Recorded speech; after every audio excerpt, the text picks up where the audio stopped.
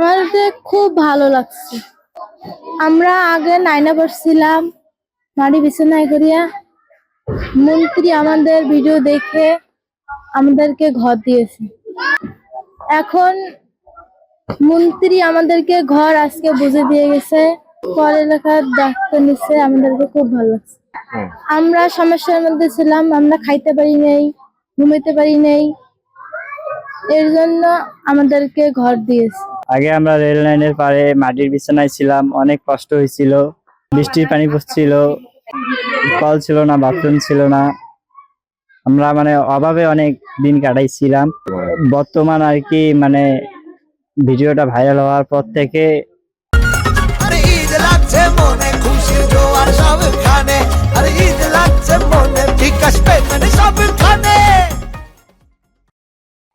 সাহায্য অনেক ভাই করছে আমাদের মন্ত্রী স্যার আমাকে আবাসনের মধ্যে ঘর দিছে, কল বাথরুম 2টা রুম দিছে, আমার বোনের দায়িত্ব নিছে বিয়ার, তারপর 2 বোনের স্কুল পড়ার দায়িত্ব নিছে।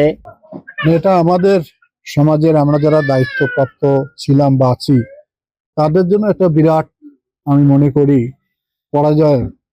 এই বাচ্চা 3টা রেল লাইনের মধ্যেই নিজেদের আয়োজন একটা ছোট্ট টিনের চালার মধ্যে থাকতো। এর বাবা ছেড়ে চলে গেছে, মা ছেড়ে চলে গেছে, কোনোদিন এদের খোঁজ রাখেনি। তো যেহেতু এটা আমার নলেজে আসার সঙ্গে সঙ্গে আমি আমাদের পক্ষ থেকে একটি ঘর বানিয়েছি, দিলাম আজকে, এবং এরা লেখাপড়ারও সুযোগ পায়নি। আমি এখানকার শিক্ষকের দায়িত্ব দিয়ে গেলাম যে তারা যেন স্কুলে যাতায়াত করে লেখাপড়া করে, লেখাপড়ার মধ্য দিয়ে ভবিষ্যতে যাতে কর্মসংস্থান করে দিতে পারি।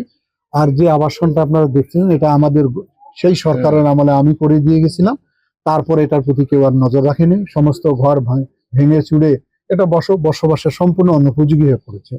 আমি আশা করি আমি শীঘ্রই এটা কাজে হাত দিব, যাতে করে সবাই ভালোভাবে বসবাস করতে পারে।